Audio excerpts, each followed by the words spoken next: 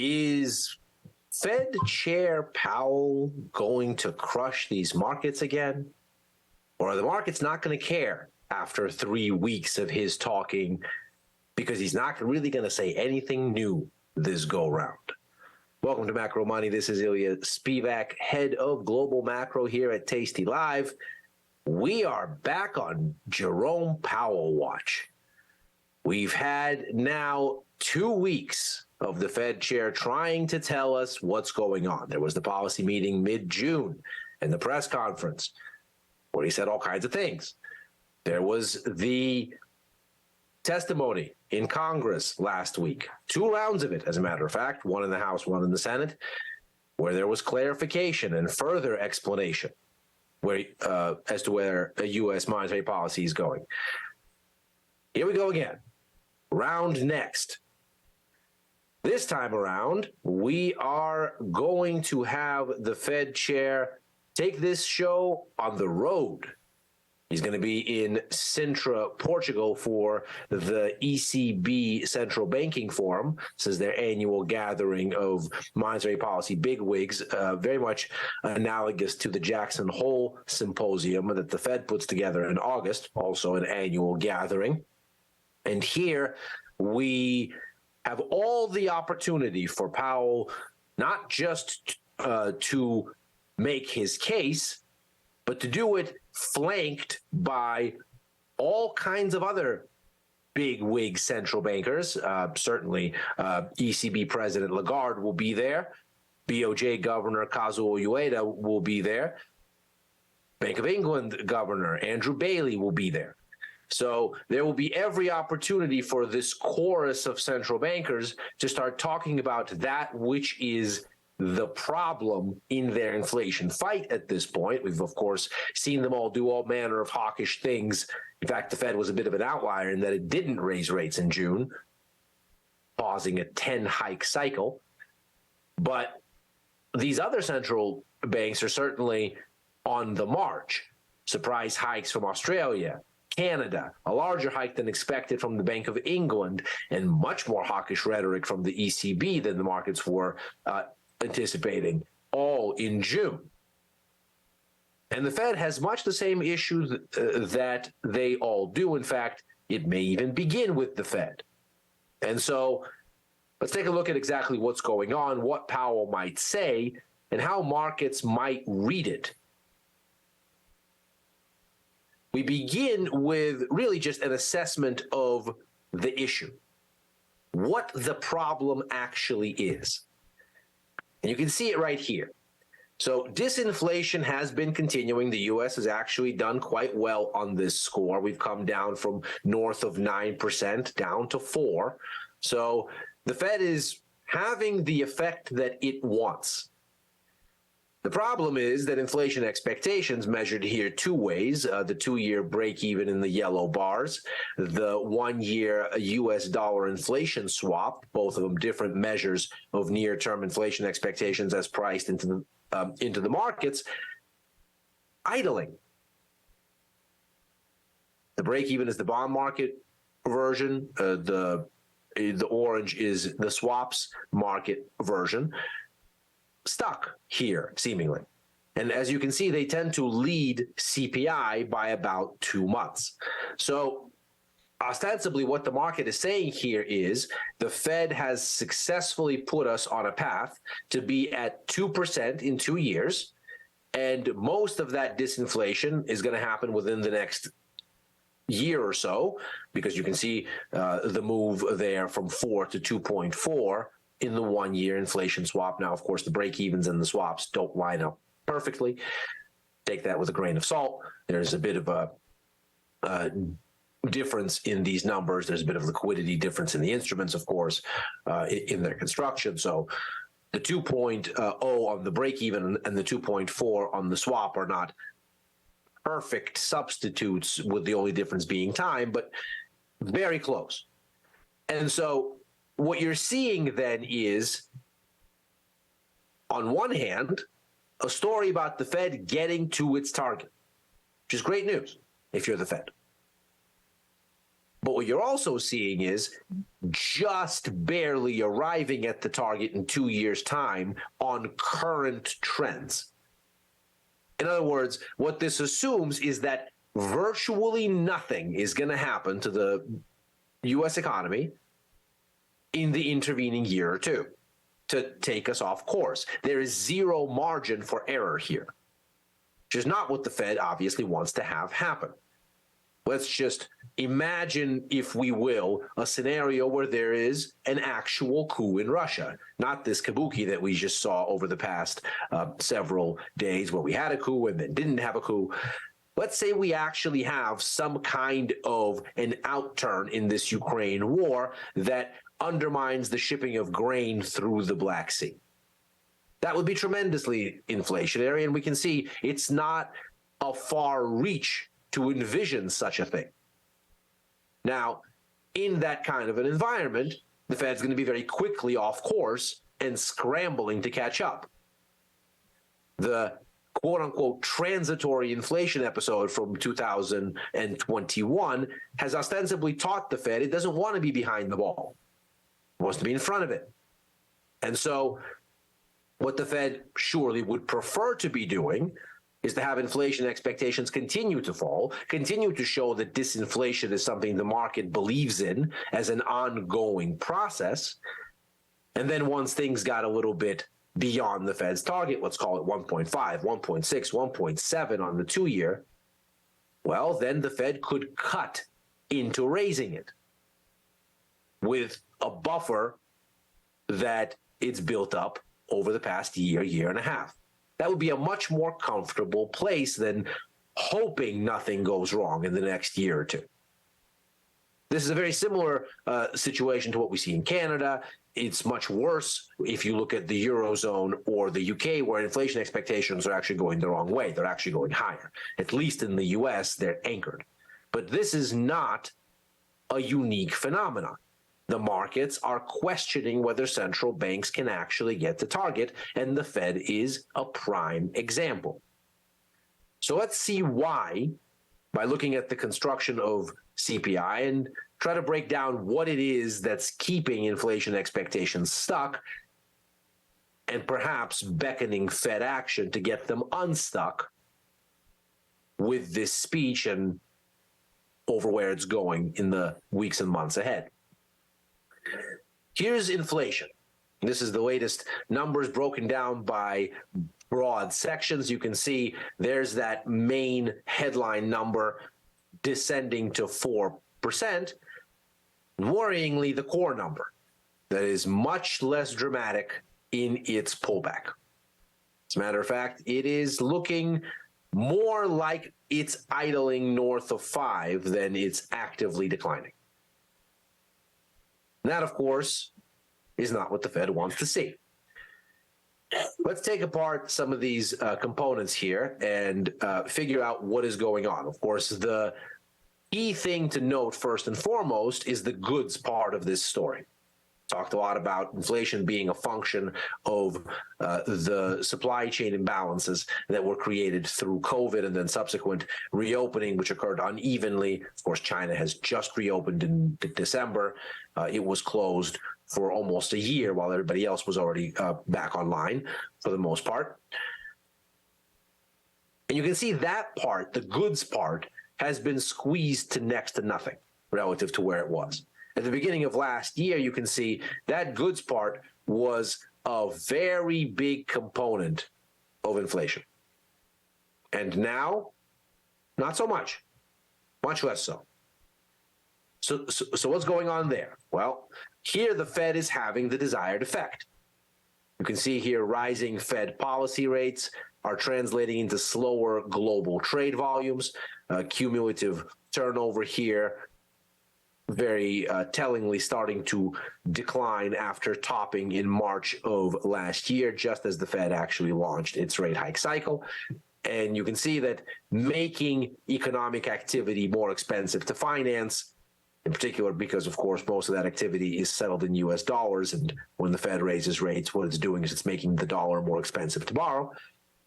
You have a cooling effect on activity, and that cooling effect is having the influence one might surmise on U.S. inflation.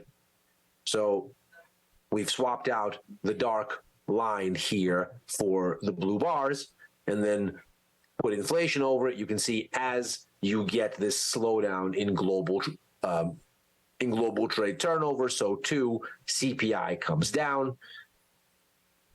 That's one piece of it, certainly. The other is the mending of those supply chains, scarred by COVID though they were. You can see here that looks to have mostly run its course. The Baltic Dry Index, which is a measure of seaborne shipping cost, that's back down to pre-pandemic levels.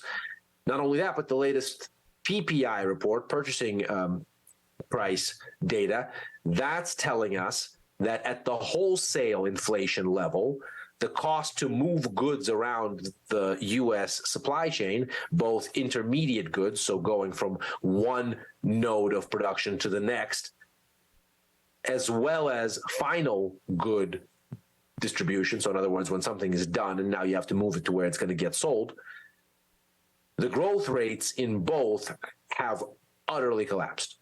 And in fact, for intermediate goods, they're actually shrinking at this point. They're actually below zero.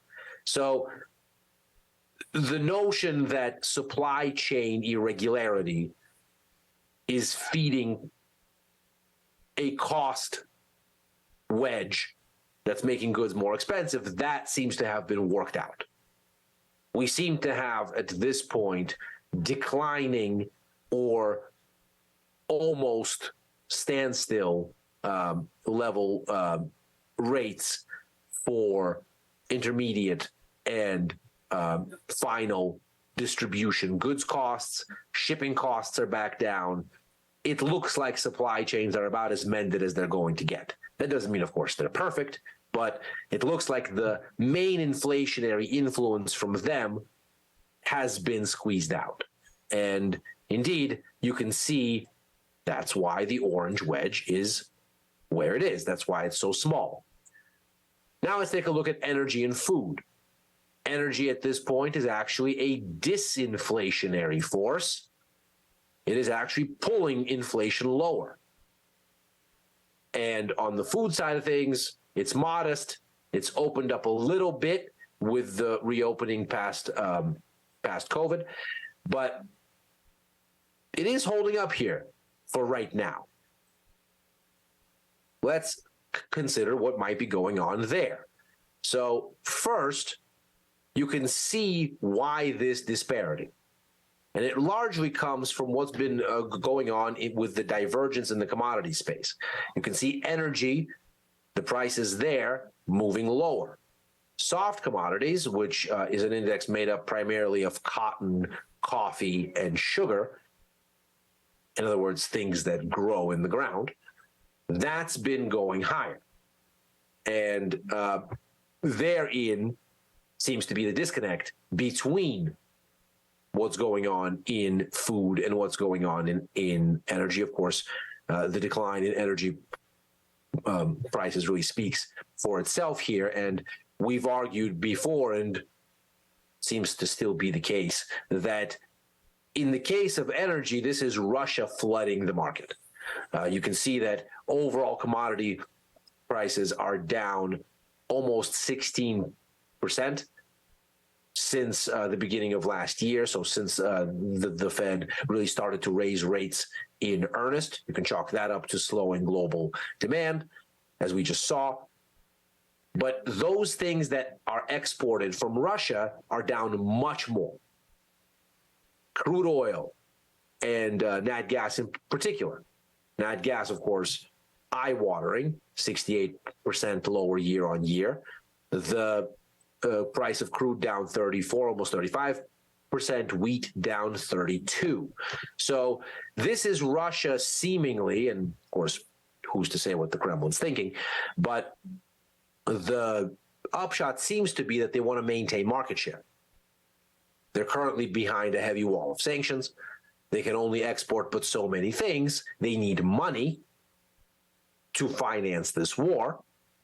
And they don't want to lose market share to competitors, which are ostensibly on the other side of this Russia versus Ukraine divide and backing Ukraine in the process. They would very much like to retain that market share, because if they lose it, not only do they lose income to finance the war, they ostensibly lose income for the foreseeable future if there is a change in supply chains that more permanently shifts to other suppliers. So Russia seems to be undercutting energy prices here with some vigor. That seems to be what's going on there. So what's going on with softs? Why are they doing better? Well, there was a bit of a price shock this year, and it comes from sugar, of all things. You can see that's been the driver of softs higher really since the start of COVID, and most critically here has been this pop that we've seen in the first half of this year, which at this point you can see is already fading. And that's been mostly episodic. India decided that it was going to put export caps on sugar, but Brazil has had better harvests and more supply. So initially there was a sense of a supply shock. Now things are coming back down because Brazil looks like it's going to more than make up for any supply shortage from India. So here on the food component, it seems like we had a bit of a stuck wedge here, but it seems likely to get eroded downward in the coming months as the energy side of things continues to be disinflationary and the food side of things actually starts to come in some. This, of course, leaves the gorilla in the room, and that is services, excluding food and energy. We can see that has become the most significant component of inflation and surely the most stubborn. And this is where the Fed might have appetite to do some damage to the economy, because, of course, this is where most Americans are employed. The service sector is close to 70% of U.S. employment. So this is really a tremendous, tremendous part of the overall economy, by far dominant as relative to manufacturing or agriculture. And you're not going to fix the cost structure here by improving supply chains. This is not physical goods that we're shipping back and forth. No, the main issue here is, in fact, on the labor side of things. We've seen this chart before. This is the supply and demand mismatch in the U.S. labor market. You can see as that mismatch favored oversupply in the face of saggy demand at the outbreak of COVID, what we saw was inflation going down. As that mismatch started to get eroded, inflation started rising. As it started to become a deficit, it started to surge. And now that we've come back down from 9 to 4, this last mile here, considering the supply chain bit seems to be, as we've said, already squeezed out, appears to point squarely at this. This is where services inflation ostensibly comes from. So you can see the mismatch between supply and demand here has become vast. A part of that is, of course, what's going on with COVID-era stimulus. A part of that is demographics. You can see that we started to build a mismatch before COVID hit. That was right here. And that's with the retirement of baby boomers. They have been exiting the labor force for a few years now, and they are the largest contingent of that labor force, or were. And not surprisingly, that created some degree of imbalance. But the situation has really become more dramatic to a very significant degree, as you can see here. This is by far a bigger mismatch, and part of that, of course, is that COVID accelerated retirement for a lot of folks. They really rushed for the exits while everything was on lockdown. The other is stimulus. That has been something that has kept people insulated from having to necessarily fill jobs that they may not be as happy to take, that may not be sort of perfectly ideal. Now, that should be fading, but the mismatch nevertheless remains. And this is a mismatch story that exists in a lot of the world, but is very, very dramatic here in the U.S. You can see relatively little progress, in fact, has been made on addressing this. It's narrowed a little bit over the course of the past year, but not very much. Still a very significant sort of wedge here. And that's really the contributing factor. If labor is scarce, but demand for it is robust, well, how are employers supposed to compete? Well, only on money. That means a rise in labor costs. A rise in labor costs, of course, increases overall services inflation. So in order for the Fed to get at this last bit, it seems inevitable that it has to hurt employment. Now, what do the markets make of it? Well, we can see that the outlook for the second half of this year has become meaningfully more hawkish. So in the dark there is the July outlook as baked into Fed funds futures. In the red is December, so end of year. You can see by the beginning of May, we were still looking at close to 75 basis points, even perhaps flirting with more in cuts. You can see that in this very dramatic gap here. And we measure that gap right there, so you can actually see there is the cuts here.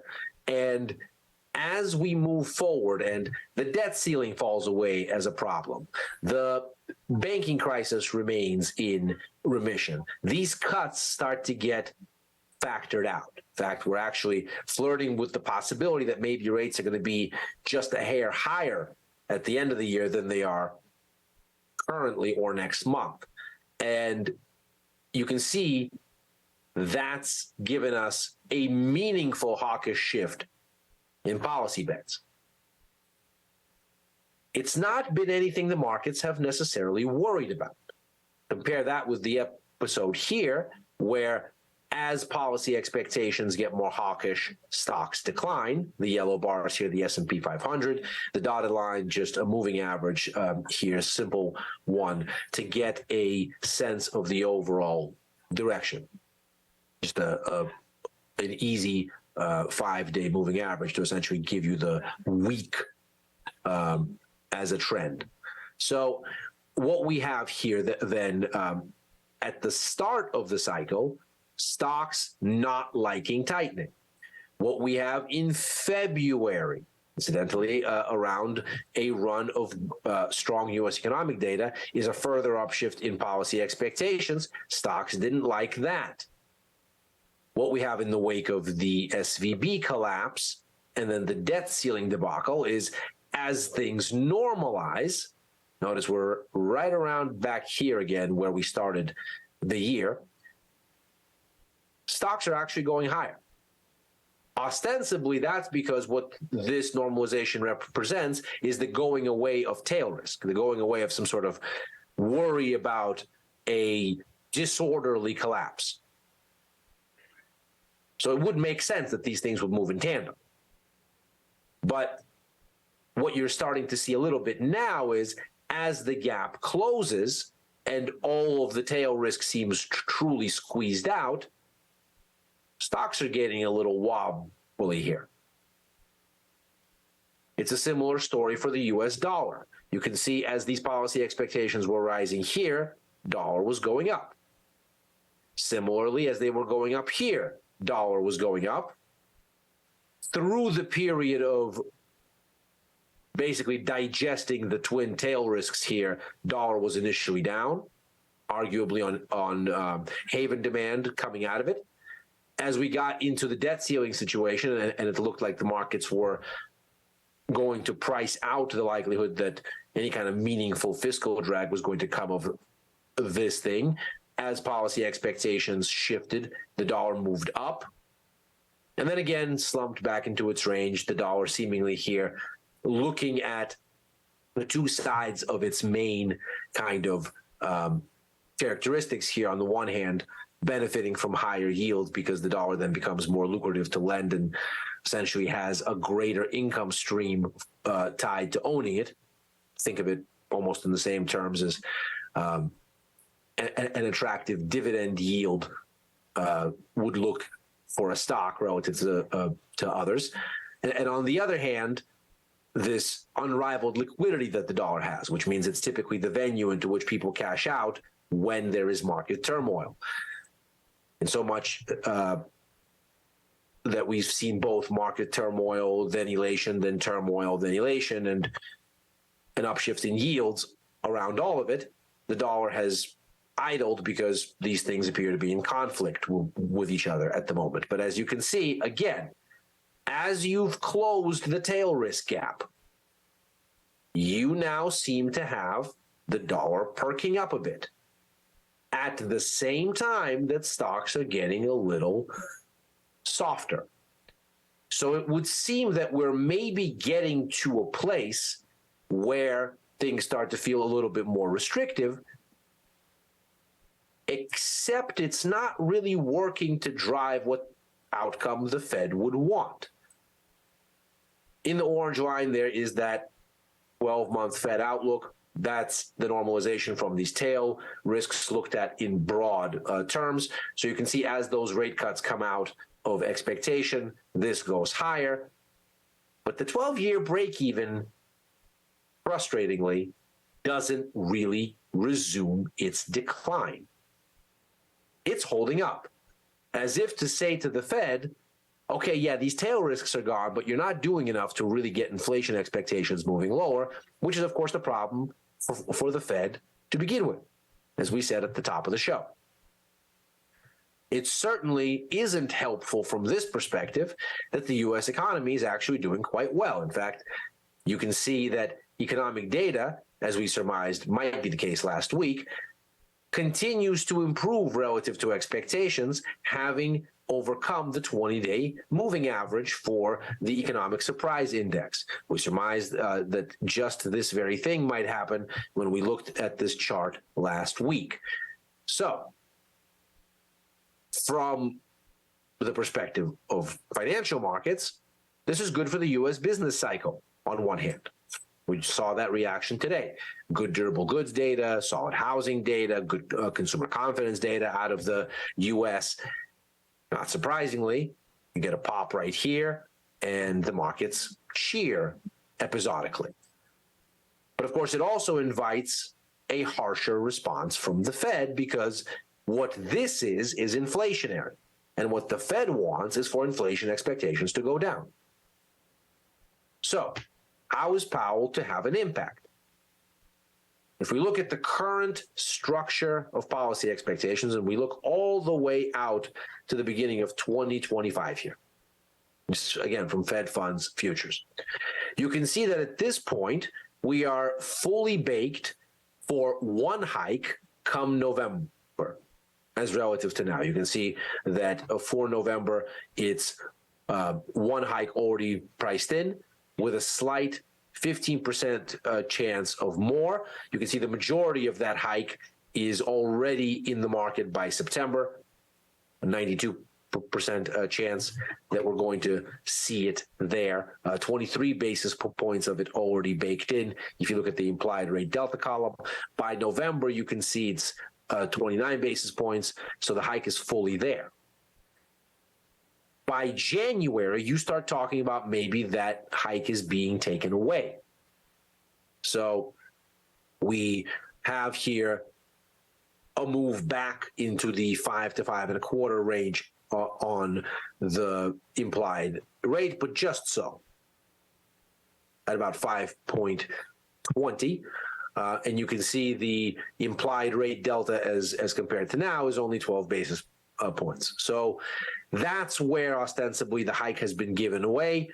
By March, you can see it's well and truly out of the forecast, and we're right around where we are now. Then the cuts start to enter into the equation. You get the first cut in the market by June, the second one by July, the third one by September, the fourth one by November of next year. And then we sort of start to see. You can see the path starts to kind of even out there. So first cut, second cut, third cut, fourth cut.